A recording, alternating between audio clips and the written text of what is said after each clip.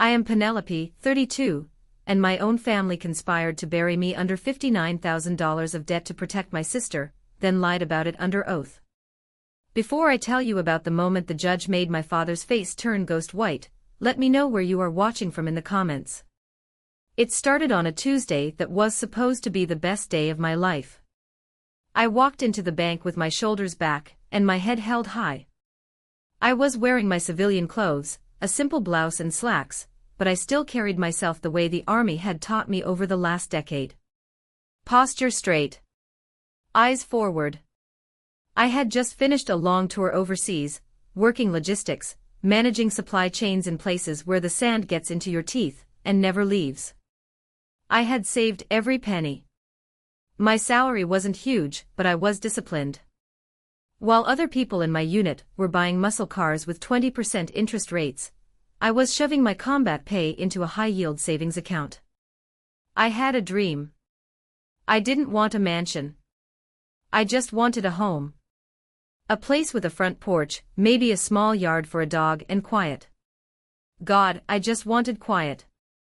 I sat down across from Mr. Henderson, the loan officer. He was a nice guy, older, with photos of his grandkids on his desk. We had already done the pre-approval dance weeks ago. Today was just formalities. Signing the papers for the VA loan. It's good to see you again, Penelope, he said, smiling. Thank you for your service. Let's get this final credit check out of the way and get you those keys. I smiled back. I've got the moving truck reserved for Saturday. He typed on his keyboard. Click, click, click. Then, the clicking stopped. Silence hung in the air. It wasn't the comfortable silence of paperwork being processed. It was the heavy, suffocating silence of a problem. Mr. Henderson frowned. He squinted at the screen, took off his glasses, wiped them, and put them back on. He looked at me, and his smile was gone. It was replaced by a look I knew well from my time in the service, the look a medic gives you when the injury is worse than you think. Penelope, he said, his voice dropping an octave. Have you made some significant purchases recently? Since we last spoke. No, I said, confused. I bought groceries. Gas. That's it. He turned the monitor toward me. I can't approve this loan. Your credit score has plummeted. It's sitting at 540. My stomach dropped. That's impossible. It was 780 last month. It says here you have 5 credit cards that are currently maxed out and 90 days past due, he said, pointing a finger at the screen. And there's a lease agreement for a luxury apartment in downtown Chicago that's in default. I felt the blood drain from my face. I don't live in Chicago. I've been deployed. I've been in a shipping container in the desert for the last 9 months. The cards are under your name, Penelope. The social security number matches. I stared at the screen. The list of creditors was long. American Express. Chase Sapphire. Nordstrom. The total outstanding debt wasn't a few $100s. It was $59,000. $59,000. That was more than a year of my base pay. That was my down payment. That was my freedom. There must be a mistake, I whispered, my hands starting to shake. I clenched them into fists on my lap to stop it. Can you see where the billing address is?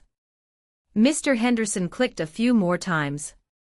It looks like all the statements are being sent to an address in Oak Creek.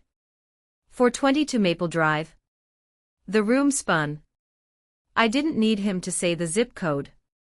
I knew that address. I had memorized it when I was 4 years old. It was my parents' house.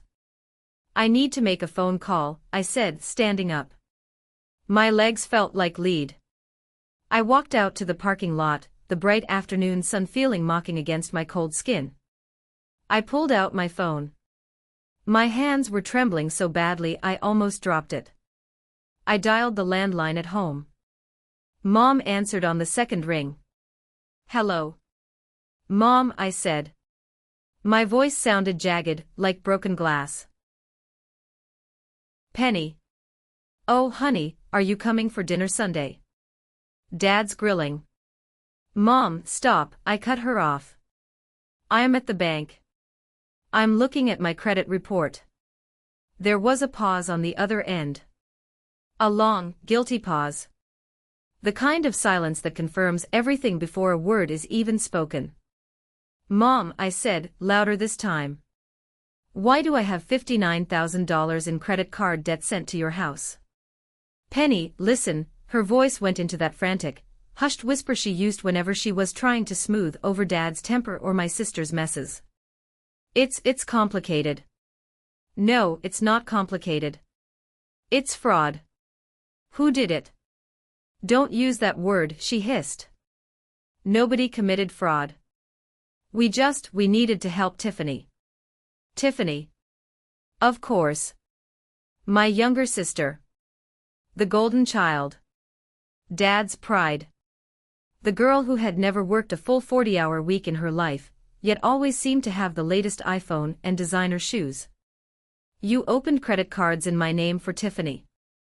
I asked, my voice rising. People in the parking lot were staring, but I didn't care. She was in a bind, Penny. Her boyfriend, Kevin, he lost his job, and they needed a place to stay, and you know how strict landlords are about credit. So you gave her mine. I screamed. You gave her my identity. We were going to pay it back. Mom cried. Before you even noticed. We thought, with your army salary, and since you were away, you wouldn't be using your credit anyway. I felt like I had been punched in the gut. They stole from me because I was away serving my country. They viewed my deployment not as a sacrifice, but as an opportunity. I'm coming over, I said. Penny, please, calm down first, Mom begged. Dad is, you know how he gets. He wants to talk to you. I bet he does, I said, and hung up. I sat in my car for a moment, gripping the steering wheel until my knuckles turned white. I looked at myself in the rearview mirror. I looked the same as I did 10 minutes ago, but everything had changed. My house was gone. My credit was ruined. My family was a lie. I started the engine. I wasn't going there to have Sunday dinner. I was going to war. But looking back, I was so naive. I thought the worst part was the money. I thought the betrayal was the debt. I didn't know yet that the money was just the tip of the iceberg. I didn't know that my father was prepared to destroy my entire life to protect his image. As I pulled out of the bank parking lot, my phone pinged. It was a text from Dad. Come home. Now. We need to settle this family matter privately. That word. Privately. It was the same word he used when Tiffany crashed her car while high, and he paid off the other driver. It was the word he used when she failed out of college, and he told the neighbors she was taking a gap year. Privately meant burying the truth. But $59,000 doesn't stay buried. And neither would I. The drive to my parents' house took 40 minutes. It was plenty of time for the memories to rot in my gut. I remembered being 16, working double shifts at the diner to save for a car, while Tiffany, at 14, was handed the keys to a brand new convertible because she needed it for cheerleading. I remembered when my grandfather passed away and left a small inheritance. Mine went straight into a college fund that I wasn't allowed to touch. Tiffany's. Dad let her cash it out for a modeling trip to Europe that resulted in 0 modeling gigs and a lot of expensive shopping bags. I pulled into the driveway. 422 Maple Drive. The lawn was perfectly manicured. Dad was obsessed with appearances. Everything had to look perfect on the outside, no matter how rotten the foundation was. There was a silver Porsche Cayenne in the driveway. It wasn't my parents' car. I slammed my car door and stormed up the walkway. I didn't knock. I used my key, the one I kept on my dog tags, and pushed the door open. The living room was tense. Mom was sitting on the edge of the sofa, wringing her hands. Dad was standing by the fireplace, arms crossed, looking like a general reviewing the troops. And there, lounging on the recliner like she owned the place, was Tiffany. She was wearing a Gucci belt. I recognized the logo. That belt alone cost more than my monthly food budget. "You're finally here," Dad said. His voice wasn't apologetic. It was annoyed. "Do you have to slam the door? The neighbors will hear." I ignored him. I walked straight up to Tiffany. "Get up," I said. Tiffany rolled her eyes, inspecting her manicured nails. "God, Penny. You're so dramatic. Can we not do the whole drill sergeant act today? You stole my identity, Tiffany. That's a felony. That's not drama." "It wasn't stealing," Mom interjected, jumping up. We borrowed it. We intended to pay it off." "With what money, Mom?" I whipped around to face her. "Tiffany doesn't have a job. You and Dad are retired. How were you going to pay off $59,000? Dad stepped forward, putting himself between me and Tiffany. "Lower your voice, Penelope. In this house, we do not shout." "In this house, apparently, we commit federal crimes," I shot back. "Watch your mouth," Dad growled. His face was reddening. "Your sister made a mistake. She got caught up in a lifestyle. She was trying to impress Kevin's family. They come from money, Penny. She didn't want to look like a pauper. So she made me one instead." I laughed, a harsh, dry sound. "I just got rejected for my mortgage, Dad. I lost the house. The one I've been saving for since I was 22. Tiffany sighed loudly, picking up a designer handbag from the floor, a bag that I now realized I had paid for. "You can always get another house, Penny. You're smart. You have that steady army salary. You're the strong one. I'm sensitive. I can't handle this kind of stress." "You can't handle stress." I felt the heat rising in my chest. "I was in a combat zone, Tiffany. I was dodging IEDs while you were using my name to rent a luxury apartment and buy, what is this?"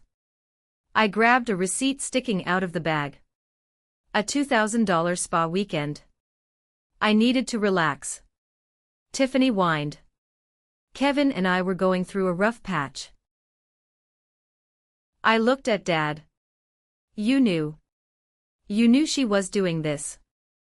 Dad adjusted his collar. "I knew she was using a card. I didn't know the extent of it until the bills started piling up last month." "And you didn't tell me." "I didn't want to worry you while you were deployed," Dad said smoothly. "I was handling it." "Handling it?" "By letting her max out 5 cards. Look," Dad said, holding up a hand. "Here is the plan. We are going to consolidate this debt. I will take out a second mortgage on the house if I have to. We will pay it off. But you need to calm down. I don't want you to pay it off eventually, Dad. I want my credit score fixed now. I want my name cleared. And the only way to do that is to file a fraud report." The room went dead silent. Tiffany sat up straight for the first time. Mom gasped. Dad's eyes narrowed into slits. He took a step closer to me, invading my personal space. This was his intimidation tactic. It had worked when I was 10. It didn't work now. "You will do no such thing," he said, his voice low and dangerous. "It's the only way to remove the debt from my record immediately," I said, holding my ground. "I have to file a police report stating that these accounts were opened without my consent." "If you file a police report," Dad said, enunciating every word, "they will arrest your sister." "She committed a crime, Dad." "She is your sister," Dad shouted, finally losing his composure. "She is family. You do not send family to jail. What is wrong with you?" Have you become so cold? She didn't act like family when she ruined my future to buy handbags. I yelled back. Let it go, Penelope, Dad commanded. Let it go. She's your sister. She's fragile. A criminal record would destroy her life. She would never get a decent job. Her reputation would be ruined. What about my reputation? I asked, tears stinging my eyes. Not from sadness but from pure, unadulterated rage. I have a security clearance, Dad. If the army finds out I have massive defaulted debt, I could lose my clearance. I could lose my rank. I could get discharged. Did you think about that? Dad waved his hand dismissively. You'll be fine. You always land on your feet. You're a survivor. Tiffany isn't like you. She needs protection. There it was. The truth that had defined my entire childhood. I was the workhorse, Tiffany was the show pony. I was expected to sacrifice so she could shine. I was the shield, she was the one being protected. I am not going to eat $59,000 of debt, I said, my voice shaking. I am not going to pay for her luxury apartment and her Porsche lifestyle. I told you we will pay it. Dad snapped. It might take a few years, but we will handle it.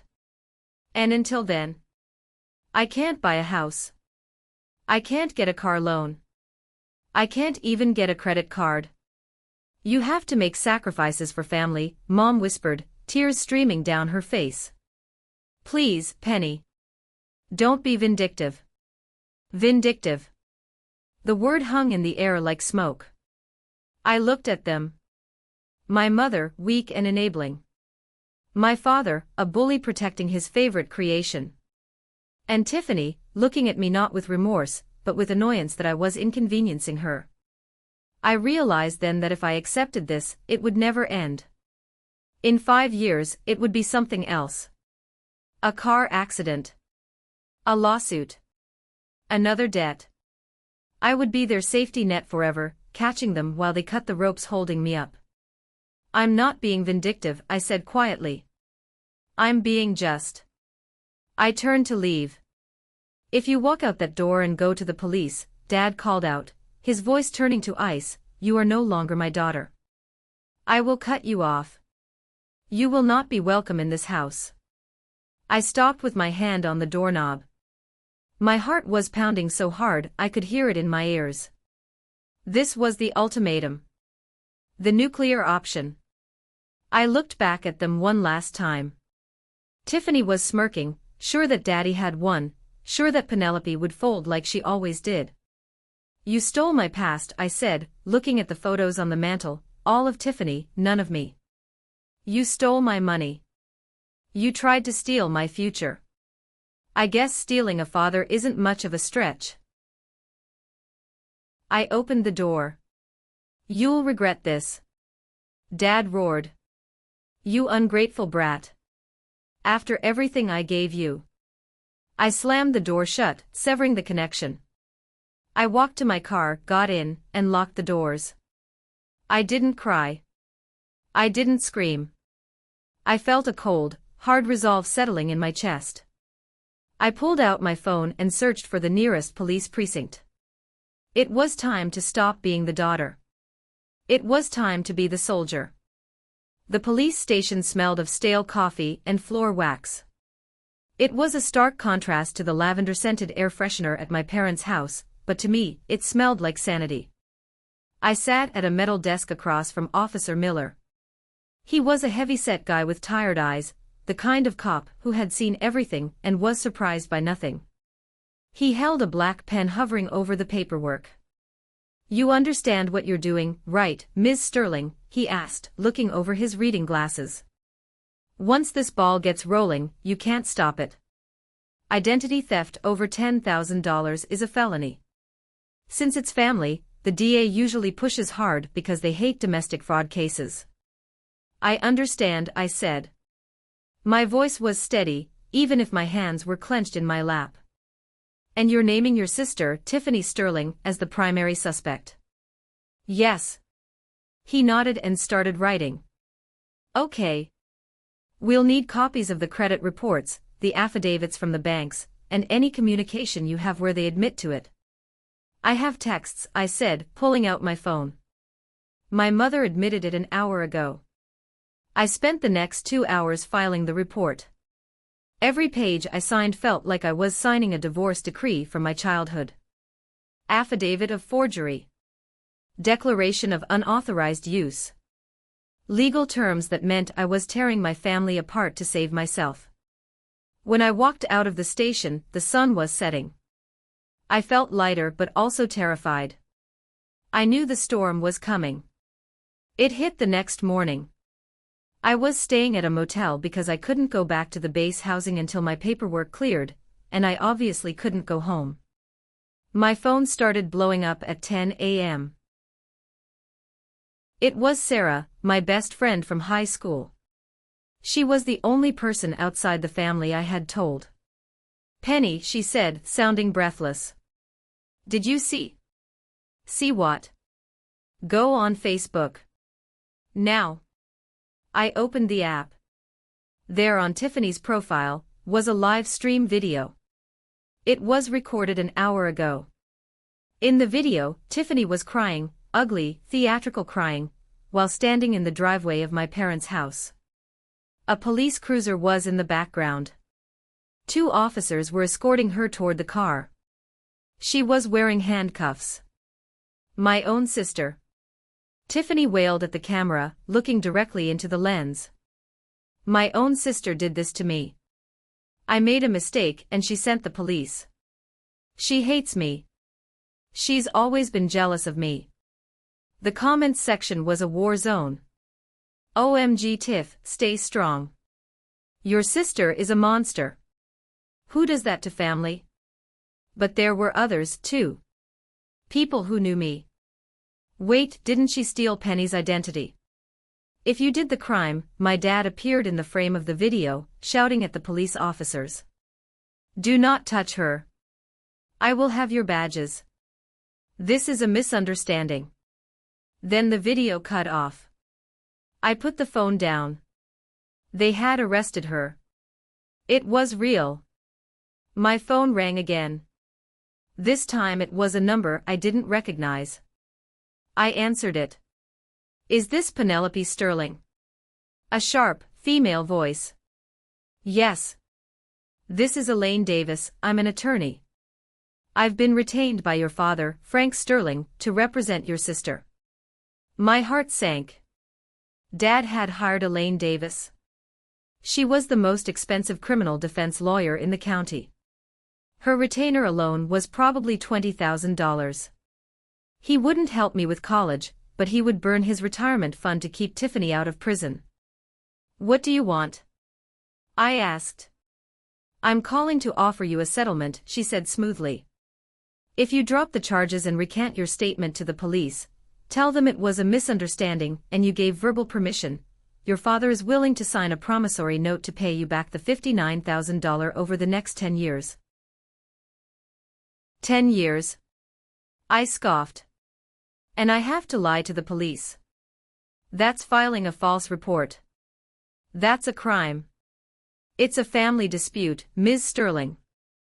We can frame it as a miscommunication. If you proceed, we will be forced to take this to trial. And I warn you, we will fight vigorously. Fight what? The evidence is clear. The cards are in my name. The signatures aren't mine.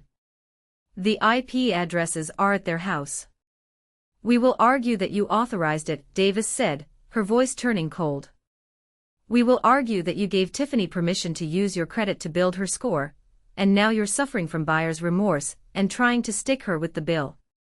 That's a lie, I said, shaking. It's a defense, she corrected. And with your parents testifying that they heard you give permission, well, it becomes he said she said. And juries hate ungrateful daughters. I hung up. I sat on the edge of the cheap motel bed, staring at the wall. They were going to lie. My parents were going to get on a stand in a court of law and commit perjury to destroy me. I realized then that I couldn't fight this alone.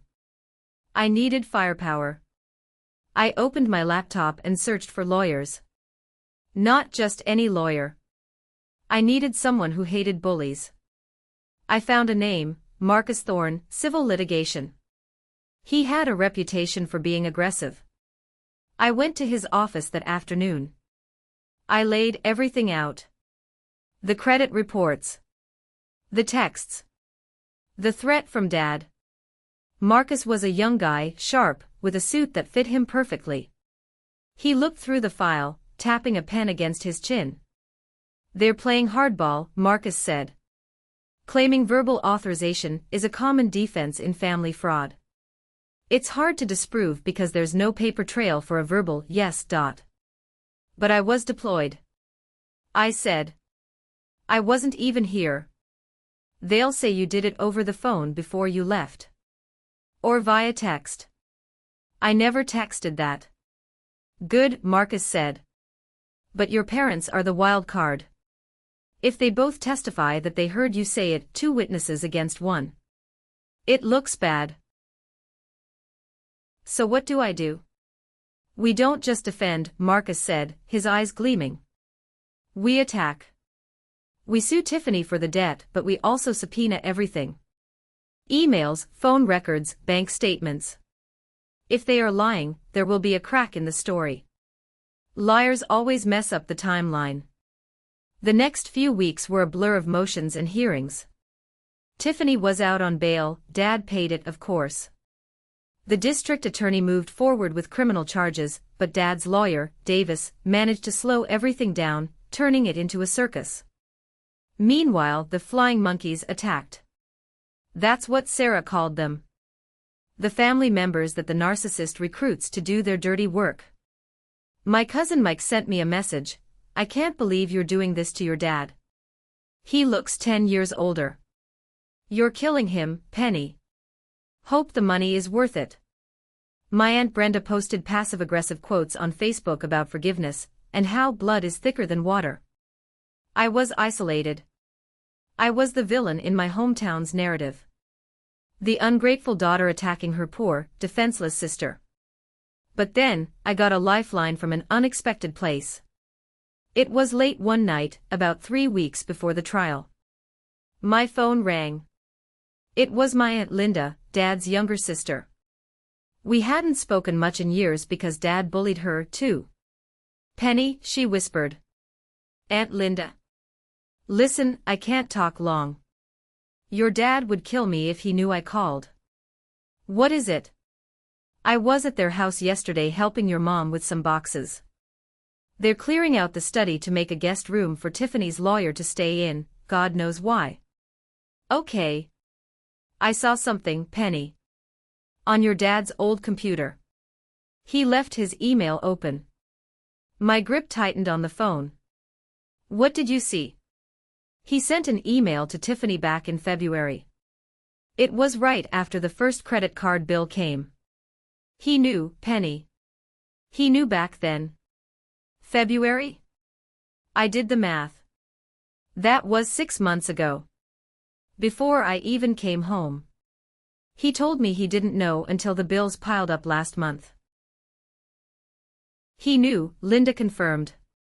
And in the email, he warned her. He said something specific. Something about you. What did he say? He said, "We have to keep this from Penny until she signs the mortgage papers, or she'll never leverage the house to pay this off." I felt a chill run down my spine. It wasn't just covering up a mistake. It was premeditated. They were waiting for me to buy the house, so they could pressure me to take out a second mortgage to pay off Tiffany's debt. They wanted to enslave me to the bank to free her. "Did you get a copy?" I asked. "I took a picture of the screen with my phone," Linda said. "I was terrified he'd walk in. I sent it to your email just now." I checked my inbox. There it was. A grainy photo of a screen, but the text was legible. From Frank Sterling to Tiffany Sterling. Date, February 14. Subject, the bill's body, Tiff. I saw the Amex statement. $12,000. You have to stop. If Penny finds out before she secures the VA loan, the whole plan falls apart. We need her to get that house so we have equity to fix this. Hide the mail. I'll stall her. I'll stall her. I looked at the image, tears streaming down my face. Not tears of sadness, but tears of absolute clarity. My father wasn't just a bystander. He was the architect. Thank you, Aunt Linda, I said. You just saved my life. Get them, Penny, she whispered. Do it for all of us he's stepped on. I forwarded the image to Marcus immediately. The storm wasn't just beginning anymore. I was about to become the hurricane. The week before the trial felt like waiting for a bomb to go off. The isolation was profound. I sat in my small motel room, which smelled like industrial cleaner and despair, and reviewed the case files Marcus had sent over. My entire life had shrunk down to a stack of papers and a laptop screen. I had blocked my parents' numbers, but their silence was louder than their shouting. I knew they were plotting. I knew they were rehearsing their lies. I went into work at the base every day, keeping my head down. My commander, Sergeant Major Briggs, called me into his office on Wednesday. Sterling, he barked, sitting behind his desk. He was a man made of granite and regulations. Yes, Sergeant Major. I got a call from a civilian lawyer. A Ms. Davis. Asking about your deployment dates. Asking about your internet access while you were downrange. I stiffened. Sir, I told her to kick rocks, Briggs said, looking me dead in the eye. And I told her that if she harasses my soldier again, I'll have JAG look into her conduct. I let out a breath I didn't know I was holding. Thank you, sir. I don't know what mess your family has dragged you into, Sterling. But I know you. You're honorable. Don't let them break you. I won't, sir. Good. Now get back to logistics. We have a shipment coming in. That short conversation gave me more strength than 1,000 You Go Girl memes. It reminded me who I was. I wasn't Frank Sterling's daughter. I was Captain Penelope Sterling. I had value outside of being their scapegoat. On Friday, I met with Marcus for our final prep. His office was sleek, smelling of leather and expensive coffee. Okay, Marcus said, laying out the strategy. Here is the battlefield. They are going to claim you gave verbal permission. Your father and mother will testify to this. It's a strong defense because it plays on the family helps family emotional angle. But we have the email, I said. We do, Marcus nodded. But we have to be careful when we deploy it. We can't just show it at the start. We have to let them commit to their lie first. We have to let them get on the stand, swear to tell the truth, and then paint themselves into a corner. We need them to state, unequivocally, that you willingly gave permission. And then we drop the hammer. And then we nuke them, Marcus corrected. But there's a risk. If the judge rules the email inadmissible for some privacy reason, or if they claim it's faked, we need a backup. What's the backup? You, Marcus said. Your testimony has to be rock solid. No anger. No tears. Just facts. You need to be the soldier. Let them be the emotional mess. I nodded. I can do that. Also, Marcus slid a piece of paper across the desk. We found something else. The lease on the apartment Tiffany rented. The co-signer isn't you. I looked at the document. It was a lease for a penthouse in downtown. $3,500 a month. The tenant was Tiffany Sterling. The co-signer. I gasped. Mom. Your mother co-signed the lease, Marcus said. But the rent payments were coming from the credit card opened in your name. This connects your mother directly to the fraud. She wasn't just watching, she was participating. She knew Tiffany couldn't afford the place, signed for it, and then let Tiffany use your stolen card to pay the rent. I felt sick. Mom. The one who always cried and said she just wanted peace. She was holding the smoking gun too. So they're all going down, I whispered. If we do this right, Marcus said. Yes. The night before the trial, I couldn't sleep. I lay in bed staring at the ceiling, playing out every scenario. My phone buzzed at 11:30 p.m. I looked at it. A text from Dad. I had blocked his number, but voicemails and texts from blocked numbers still showed up in a separate folder on my Android. I shouldn't have looked, but I did. Last chance, Penny. Don't make me destroy you in court tomorrow. Remember who raised you. Remember who paid for your braces. Drop the case, and we can be a family again. Paid for my braces. That was his leverage. I didn't reply. I turned the phone off. I remembered who raised me. That was exactly why I was going to court. I was raised by a man who taught me that image was everything and truth was negotiable. I was raised to be a prop. Tomorrow the prop was going to speak. The courtroom was freezing. Why are courtrooms always so cold? It felt sterile, impersonal. The wood paneling was dark, the lighting fluorescent. I sat at the plaintiff's table with Marcus. On the other side, the defense table looked crowded. Tiffany was there, wearing a modest, high-neck sweater, a calculated attempt to look innocent, very different from her usual low-cut tops. Dad sat next to her, looking grim in a dark suit. Mom was behind them, clutching a tissue. Judge Hawthorne entered. She was a formidable woman in her 60s, with sharp glasses and an expression that tolerated zero nonsense.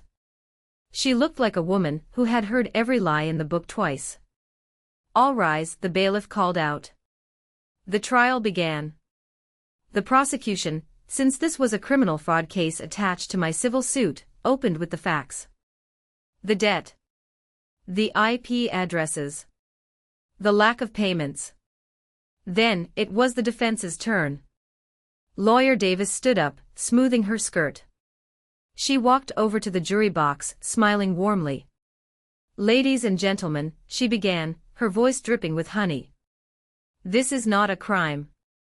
This is a tragedy. A family tragedy. You will hear today that Penelope Sterling, a successful Army officer, promised to help her struggling younger sister. She gave her permission to use her credit to get back on her feet. But when the bill came due, and Penelope realized it would affect her own ability to buy a house, she panicked. She experienced buyer's remorse. And instead of owning her promise, she decided to frame her own sister to clear her debt. I stared ahead, face impassive. Show, don't tell. I kept my hands folded on the table, still as a statue. Tiffany took the stand first. She cried on cue. Penny told me to use the cards, Tiffany sobbed, wiping her eyes. She said, Tiff, I'm deployed, I have this great salary, I want to help you. She gave me her social security number over the phone. I would never steal from her. I love her. It was a performance worthy of an Oscar. Then came the heavy hitter. Dad.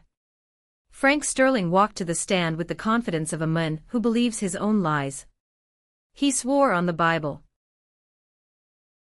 Mr. Sterling, Lawyer Davis asked. Did you ever hear Penelope discuss these credit cards with Tiffany? I did, Dad said, his voice deep and authoritative. It was January. Just before Penny deployed. We were in the kitchen. Penny said, and I quote, Tiffany, use my info to build your credit. I trust you. She wanted to be the big sister. So you are testifying under oath that Penelope explicitly authorized these accounts? Absolutely, Dad said, looking directly at the jury. My daughter Penelope is generous. But she has a temper. When she saw the balance, she snapped. But she absolutely authorized it. My heart hammered against my ribs. He was lying so smoothly. He was looking me in the eye and lying to destroy me. Your witness, Davis said, looking smug. Marcus stood up. He didn't walk to the podium. He stood right at our table, holding a single piece of paper. Mr. Sterling, Marcus said. You claim this conversation happened in January. Yes. And you claim Penelope was happy to help. Yes, she insisted on it. So if she insisted on it, and you witnessed it, why would there be any need to hide the bills from her? Dad blinked. We didn't hide them. You didn't? Marcus walked forward. Mr. Sterling, do you recognize this email address, frankthetank1962@gmail.com? Dad shifted in his seat. Yes, that's my personal email. And do you recall sending an email to your daughter Tiffany on February 14th of this year? Dad frowned. I send many emails. Let me refresh your recollection. Marcus handed a copy to the bailiff, who handed it to the judge and then to Dad. Dad looked at the paper. His confidence faltered. A flicker of panic crossed his eyes. Please read the highlighted portion for the court, Marcus said. Dad stayed silent. Mr. Sterling. Judge Hawthorne prompted, leaning forward. Dad cleared his throat. He sounded like he had swallowed sand. It says, if Penny finds out before she secures the VA loan, the whole plan falls apart. We need her to get that house so we have equity to fix this. Hide the mail. I'll stall her. A gasp went through the courtroom. Not a movie gasp, a genuine, sharp intake of breath from the jury. Thank you, Marcus said. Now, Mr. Sterling. If Penelope had authorized this debt in January, as you just swore under oath, why would you need to hide the mail and stall her in February? Why would the whole plan fall apart if she found out? Dad opened his mouth, but nothing came out. He looked at Davis, his lawyer, but she was staring down at her notes, knowing he was toast. Dad stammered. I meant. Did you mean that you were conspiring to defraud your daughter? Marcus pressed. No. I was trying to manage the situation. By lying to her. By protecting the family. Dad shouted. And is lying to this court also part of protecting the family? Objection. Davis stood up, but it was weak. Sustained, Judge Hawthorne said, but her eyes were fixed on Dad. Counsel, I think we've heard enough from this witness. But I have a question. The room went deathly silent. This was it. The moment everything turned. Judge Hawthorne took off her glasses. She looked at Dad with a mixture of pity and disgust. Mr. Sterling, she said, her voice cutting through the air like a knife. You just admitted to stalling the plaintiff to secure a loan based on false pretenses. That is mortgage fraud. But my question is about the timeline. She picked up the evidence file. You swore Penelope gave permission in January. Yet, in this email from February, you refer to the plan falling apart if she finds out. My question is simple. If she gave you permission, why were you so terrified of her finding out? Dad froze. It wasn't just a pause. He physically froze. His mouth hung slightly open. His eyes darted left and right, looking for an escape route, but there was none. The logic trap had snapped shut. If I had said yes, there was nothing to hide. Since they were hiding it, I clearly hadn't said yes. He couldn't answer. Any answer he gave would confirm the lie. Because she changed her mind. No, the email said, if she finds out, implying she didn't know. Because we spent too much. That admits that.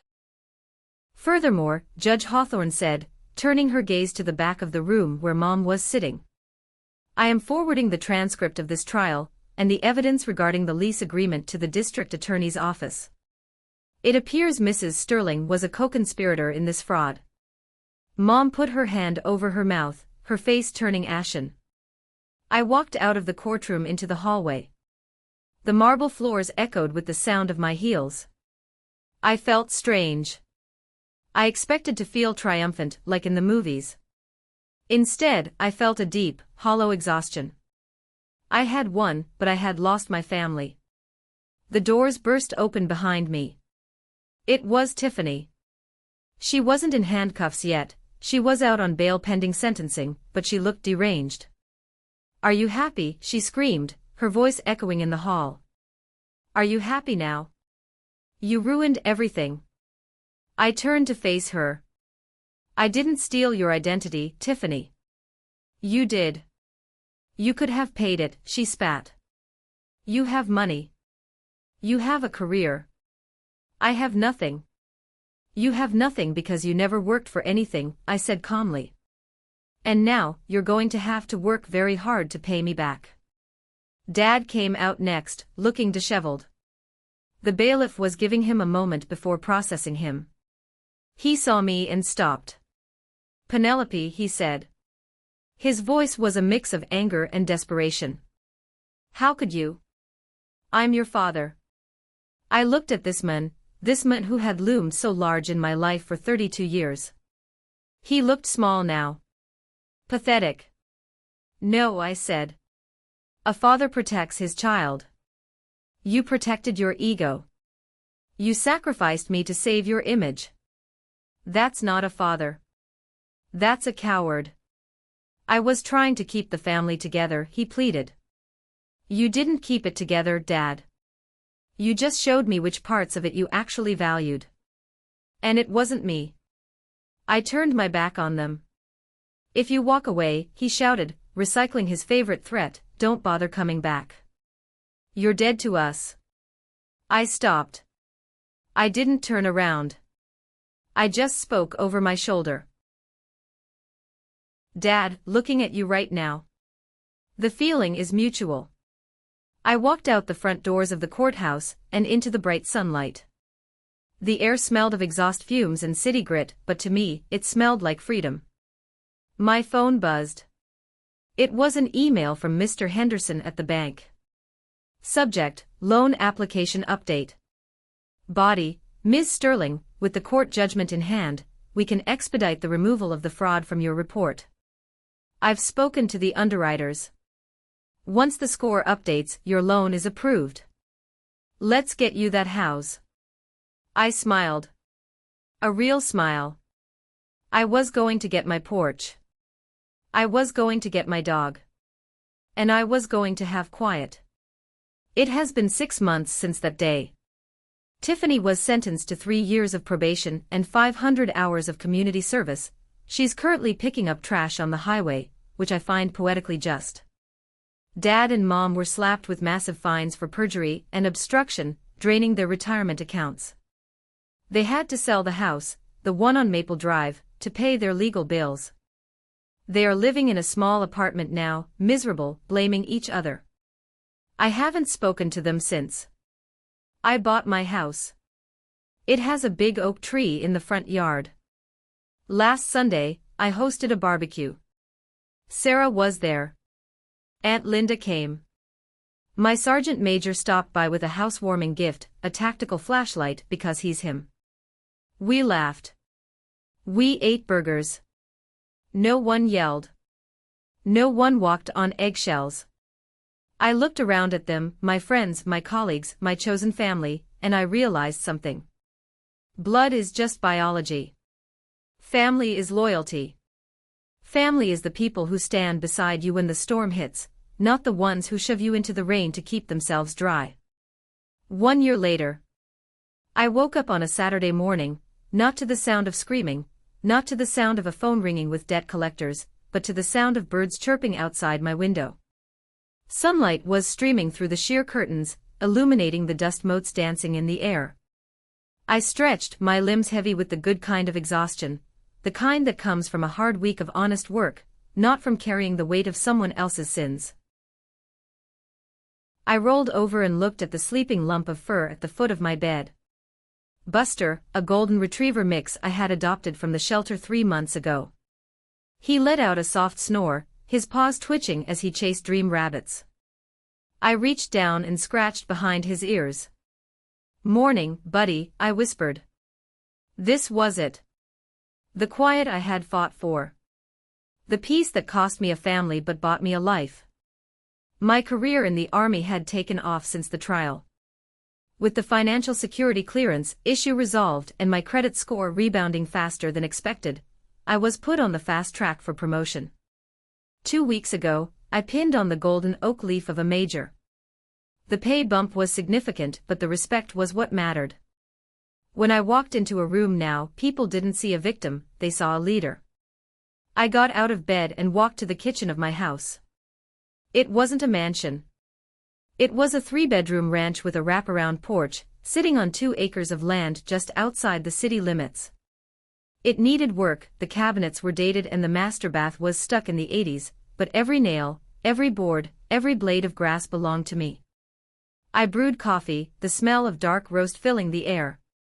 As I stood on the back porch watching the sunrise over the tree line, I saw a familiar sedan pull up the long gravel driveway. It was Aunt Linda. She came over every Saturday now. We had developed a ritual. She brought pastries from the bakery downtown. I provided the coffee and the venue for her to vent about the rest of the family. She was the only link I had left to the wreckage of my past, and honestly, sometimes I wondered if I should cut that cord too. But Linda was different. She was a survivor just like me. She walked up the steps, holding a white paper box, but her face wasn't smiling. She looked pale, her lips pressed into a thin line. "Coffee's ready," I said, opening the screen door. "I need something stronger than coffee," Linda muttered, stepping inside and placing the box on the kitchen island. "But caffeine will have to do." We sat at the table. Buster trotted in, tail wagging, and rested his head on Linda's knee. She absently stroked him, staring into her mug. "What happened?" I asked. "Is it Dad?" "It's all of them," she sighed. "The chickens have finally come home to roost, Penny. And it is ugly." I took a sip of my coffee, feeling a strange detachment. A year ago, this would have sent my heart racing. Now, it felt like hearing news about a distant country. "Tell me. You know they had to sell the house on Maple Drive to pay the legal fees and the fines," Linda began. "I know. They moved into that rental complex on 4th Street. "Well," Linda grimaced. "They got evicted yesterday." I blinked. "Evicted? Dad has a pension. It's not huge, but it should cover rent on a 2-bedroom apartment." "He had a pension," Linda corrected. She looked up at me, her eyes wide with disbelief. "Penny, you are not going to believe what your sister did." I set my mug down. "Try me."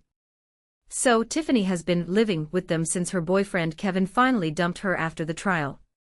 She's been doing her community service, complaining every day.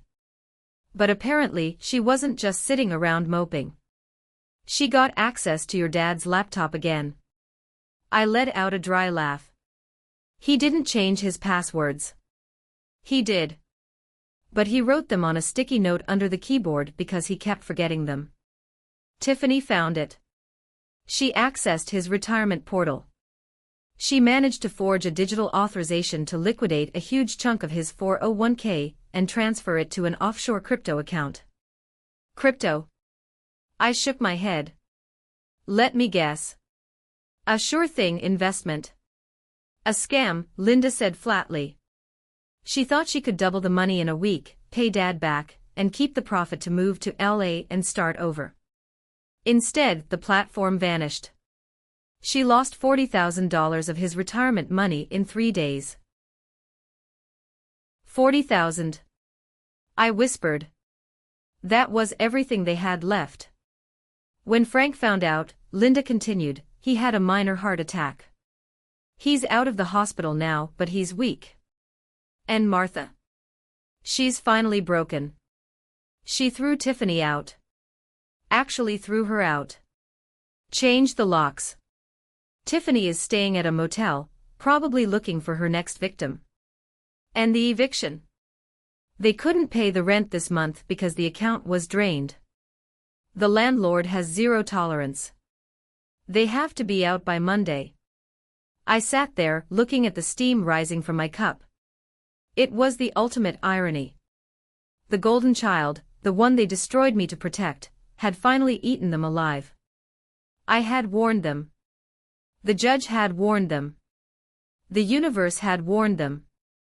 But they kept feeding the beast until it bit their hands off. Where will they go? I asked. I don't know, Linda said quietly. I told them they can't stay with me. I have my own bills, and honestly, Frank was so nasty to me during the trial. I just can't. She looked at me tentatively. They asked about you. I stiffened. Don't. I have to tell you, Penny. Your mom called me crying. She said, "Does Penny have room? She has that big house now. Maybe just for a few weeks until we get settled." I stood up and walked to the window. I looked out at my oak tree. I thought about the night I found out about the debt. I thought about Dad's face in the courtroom when he tried to frame me. I thought about the "let it go" speech. If I let them in, even for a night, the cycle would restart. They would bring their chaos, their guilt, and their entitlement into my sanctuary. They would criticize my furniture, judge my life, and eventually ask for money. No, I said. My voice didn't waver. I knew you'd say that, Linda said, sounding relieved. I just had to pass the message. Tell them. I paused. Actually, don't tell them anything. I don't owe them an explanation. My answer is just no. Good for you, Linda said, taking a bite of a Danish. Break the cycle. That afternoon, I needed to get out of the house. The news had unsettled me more than I wanted to admit. Not because I felt guilty, but because it was a grim reminder of how close I had come to being dragged down with them. I drove to the premium grocery store in the next town over, the one with the really good butcher counter. I wanted to treat myself to a ribeye steak for dinner. I pushed my cart through the produce section, selecting organic spinach and heirloom tomatoes. I was looking at the prices, not worrying about the total, just calculating the quality. It was a luxury I never took for granted. As I turned the corner into the canned goods aisle to get some broth, I froze. There, standing in front of the discount soup display, was my mother. She looked 10 years older than the last time I saw her. Her hair, usually dyed a perfect blonde, was showing inches of gray roots. She was wearing a coat that looked too big for her. She had lost a lot of weight. She was holding a calculator in one hand, and a dented can of generic chicken noodle soup in the other. She was muttering to herself, doing the math. If I get 3 of these, we have enough for Tuesday. My breath caught in my throat. This was the woman who had signed a lease for a luxury penthouse for my sister while I was eating MREs in the desert. This was the woman who sat silently while her husband called me a liar in court. I could have turned around. I could have abandoned my cart and walked out. But I didn't. I wasn't the one who needed to hide. I kept walking. The wheels of my cart squeaked slightly. Mom looked up. Her eyes met mine. For a second there was no recognition, just a tired woman looking at a stranger. Then it hit her. Her eyes widened. Her hand holding the soup can trembled. "Penny," she whispered. Her voice was raspy. I stopped my cart a few feet away from her. "Hello, Martha." I didn't call her Mom. I couldn't. "Oh, Penny," she took a step toward me, dropping the can into her basket. "Look at you. You look wonderful. That coat is beautiful." "I'm doing well," I said politely, the way you speak to an old acquaintance you don't particularly like. "We miss you," she blurted out, tears welling up in her eyes. "Your father, he talks about you. He's so sorry, Penny. We're all so sorry. Things have been really hard." She was doing it. The manipulation. The pity play. She was waiting for me to ask, "What's wrong?" so she could unload the burden and wait for me to open my wallet. "I heard," I said simply. She paused, hope flickering in her eyes. "You heard? Then you know about Tiffany. About the house." "I know. We have nowhere to go on Monday," she sobbed softly, looking around to see if anyone was watching. "We're looking at a motel, but with Frank's heart condition. Penny, please. Just for a little while. We're family." I looked at her basket. The dented soup. The calculator. Then I looked at my cart. The steak. The wine. The organic vegetables. The contrast was brutal. But it was also a receipt. A receipt of choices made. "I can't help you, Martha," I said. "Can't?" she asked, her voice sharpening just a fraction, the old entitlement peeking through. "Or won't?" "Won't," I corrected. "I learned a very expensive lesson last year. I learned that I cannot set myself on fire to keep you warm. Especially when you're the ones holding the matches." "But we have nothing," she cried. "You have each other," I said. "That's what you always wanted, isn't it? To protect the family unit. You chose Tiffany. You chose Frank. You have them. I hope that's enough." I started to push my cart past her. "Penelope," she called out, desperate now. "He's your father. I'm your mother. Doesn't that mean anything?" I stopped and looked back one last time. "It means you should have known better," I said. I walked away. I didn't look back. I went to the checkout, paid for my groceries with my credit card, my card, with my name, and my 800 credit score. When I got to my car, I sat in the driver's seat for a moment. My hands were shaking, just a little. But I wasn't sad. I felt a profound sense of closure.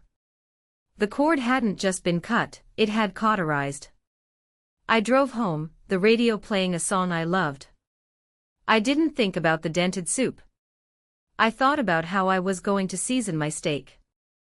That evening, I sat on my back porch as the sun went down. The sky was a brilliant canvas of purple and orange. The grill was cooling down, and Buster was chewing happily on a bone in the grass. I thought about the word inheritance.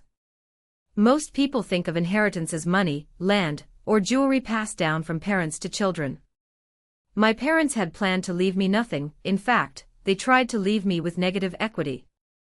They tried to leave me a legacy of debt and shame. But as I sat there, sipping a glass of red wine, I realized I did inherit something from them. I inherited the knowledge of what not to be. I watched Frank be a bully, so I learned to be a protector. I watched Martha be an enabler, so I learned to have boundaries. I watched Tiffany be a parasite, so I learned to be self-sufficient. They were my anti-role models. And in a twisted way, I was grateful for the lesson. It was an expensive tuition, $59,000, and a broken heart, but I had graduated with honors. My phone buzzed on the patio table. It was a text from Sarah. "Hey. Just saw a moving truck at the old Maple Drive place. New owners moving in. End of an era." I smiled and typed back, "No. Beginning of a new one." I thought about the thousands of people out there who are currently sitting in that bank office, hearing the loan officer say denied. The people who are staring at credit card bills that aren't theirs. The people who are being told by their families to let it go and keep the peace. The peace they want you to keep is their peace of mind at the expense of your sanity. I went inside and opened my safe. Inside, I kept a folder. It contained the court transcripts, the police report, and that printout of the email Aunt Linda had sent me. For a long time, I thought I needed to keep these. As proof. As a shield in case they ever came back. But after seeing my mother in the store today, I knew they weren't coming back. Not really. They were ghosts. They had no power over me anymore. The fear that had gripped my father's face in the courtroom when the judge asked that question, that was the moment the power dynamic shifted forever. He realized he couldn't control the narrative anymore. I took the folder out to the backyard. I had a small fire pit where I burned fallen branches. I struck a match. I threw the papers in, one by one. I watched the police report curl into ash.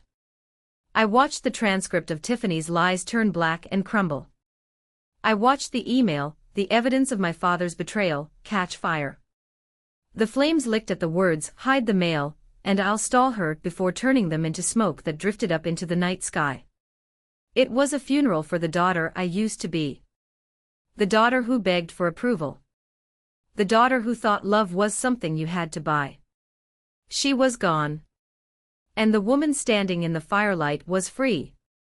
I am Major Penelope Sterling. I own my home. I own my career. I own my future. And most importantly, I own my name. No one gets to use it, borrow it, or tarnish it ever again. Life isn't perfect. I still have days where I feel the phantom pain of the amputation. Holidays are quiet, sometimes a little lonely. But I have learned that loneliness is far better than the crowded noise of betrayal. I have my chosen family. Sarah, who never doubted me. Aunt Linda, who found her courage through mine. Sergeant Major Briggs, who reminded me of my honor. And I have you. The people listening to this story. If you take anything away from my journey, let it be this: your financial identity is your survival kit. In this world, your credit score, your savings, your good name, these are your armor. Do not let anyone strip that armor from you, not even the people who share your DNA. Especially not them. Love is unconditional. Access to your bank account is not. I kicked dirt over the dying embers of the fire. The papers were gone. The past was ash. I whistled for Buster. "Come on, boy. Let's go inside." He bounded up the stairs, happy and unburdened.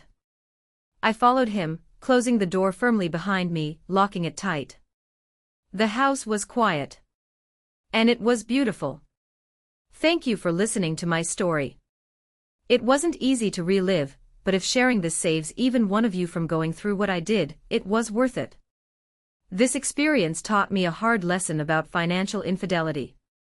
We often talk about cheating in relationships, but financial betrayal within families is just as devastating.